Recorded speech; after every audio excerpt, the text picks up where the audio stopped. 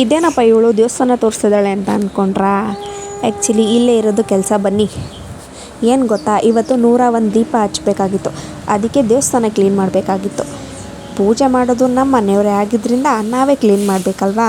ಅದಕ್ಕೋಸ್ಕರ ಅವರು ಒಳಗಡೆ ರೆಡಿ ಮಾಡ್ತಾಯಿದ್ರು, ನಾವು ಈಚೆ ಕ್ಲೀನ್ ಮಾಡ್ತಾಯಿದ್ವಿ. ಈಗ ನಾನು ತೋರಿಸ್ತಾ ಇದ್ದೀನಲ್ಲ, ಇದಕ್ಕೇ ದೀಪ ಹಚ್ಚಬೇಕಾಗಿರೋದು.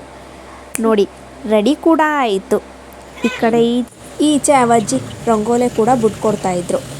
ಸರಿ ಆಯಿತು ಅಂತ ಎಲ್ಲ ನೀಟಾಗಿ ಕ್ಲೀನ್ ಮಾಡ್ಕೊಂಡು ನಾವು ಕೂಡ ದೀಪ ಹಚ್ಚೋಕ್ಕೆ ಅಂದ್ಬಿಟ್ಟು ರೆಡಿ ಮಾಡ್ಕೊಂಡ್ವಿ.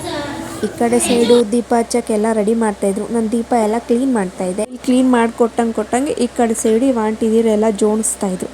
ಬನ್ನಿ ನಾವು ಹೇಗೆ ದೀಪ ಹಚ್ಚೋದು ಅಂತ ನಾನು ಈ ವಿಡಿಯೋದಲ್ಲಿ ತೋರಿಸ್ತೀನಿ.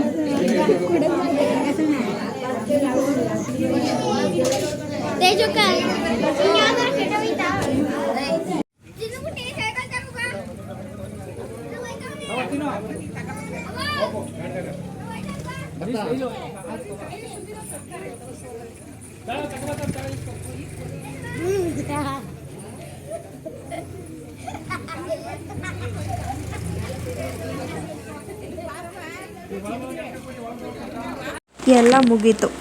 ನಿಮ್ಗೆ ಫೈನಲಿ ಈಗ ನಾನು ದೀಪ ಹೇಗೆ ಕಾಣಿಸಿದೆ ಅಂತ ತೋರಿಸ್ತೀನಿ ಬನ್ನಿ. ಈ ವಿಡಿಯೋ ಏನಾದ್ರು ನಿಮ್ಗೆ ಇಷ್ಟ ಆಗಿದ್ರೆ ಒಂದೇ ಒಂದು ಲೈಕ್ ಕೊಡಿ. Thank you.